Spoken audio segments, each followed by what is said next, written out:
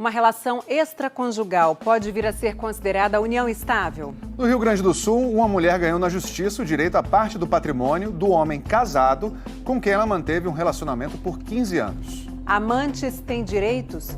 O assunto divide opiniões entre juristas e já chegou ao Supremo Tribunal Federal.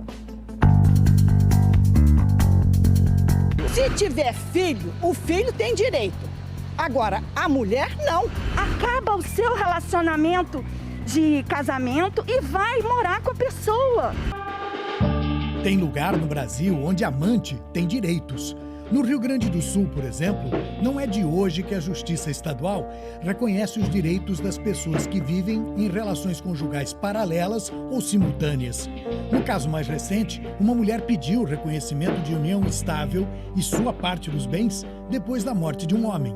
Só que o falecido era casado com outra pessoa. Quando ele veio a óbito, eles estavam em viagem, em família, para comemorar o aniversário dele e o aniversário de casamento. Um casamento de décadas, né?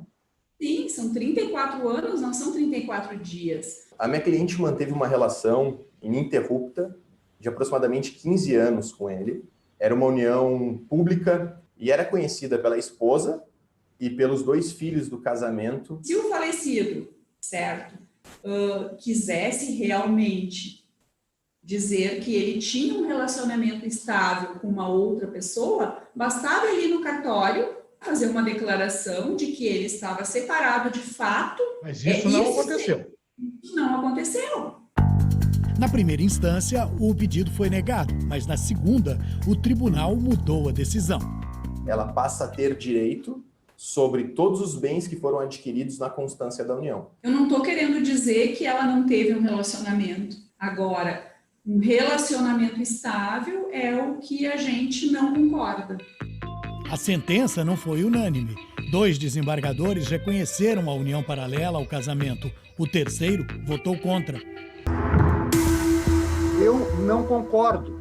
Não há, no meu sentir, nenhuma lógica em se permitir uma união estável com todos os efeitos jurídicos dela decorrentes paralela ao casamento. A minha restrição não é de ordem moral, tem cunho jurídico, que a orientação do Superior Tribunal de Justiça, o STJ, é pacífica, no sentido de não admitir uniões estáveis paralelas a casamentos na sua constância.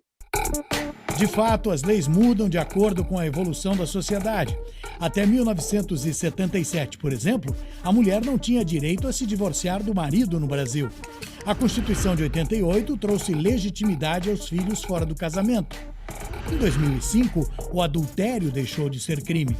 E em 2011, o Supremo reconheceu o direito de uniões entre pessoas do mesmo sexo. Agora, às portas de 2021, o STF pode abrir novos caminhos para o direito de família no Brasil.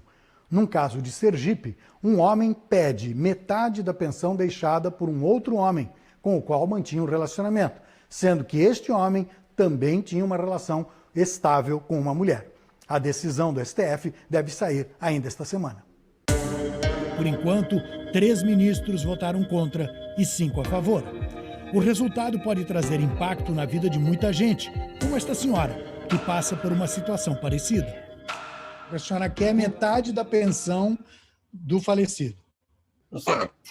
Eu era mulher de fato, não no papel. Quanto tempo durou essa situação? 36 anos. E ele nunca pensou em se separar legalmente da ex-esposa? Ele falou que gostaria de fazer a separação, para que eu pudesse por direito ficar com a metade. Mas quem está do outro lado vê diferente. Ao final de 30 anos de relação, esta outra mulher descobriu que o marido tinha uma amante havia anos. Eu não queria separar, eu queria dividir com as duas. Amante, acho que não tem que ter dinheiro. Eu não vou colocar solteiro. Esta advogada vê um problema. Ela diz que, se o STF reconhecer uniões estáveis paralelas, vai legalizar a bigamia no país.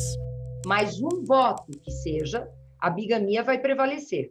Olhe, sem dúvida, Existe infidelidade, existe traição, isso é inegável, mas não queira mudar o sistema jurídico e ter direitos, inclusive de benefícios, em setores públicos e privados, que só são dados à monogamia no Brasil. O Supremo Tribunal Federal deve decidir sobre a divisão de pensões nesta semana. A questão da partilha de bens também deve ser afetada. Enquanto a questão não é resolvida, fica o conselho do desembargador. Não há medida preventiva para resolver isso, tá? A não ser escolher bem a pessoa com quem se está casando.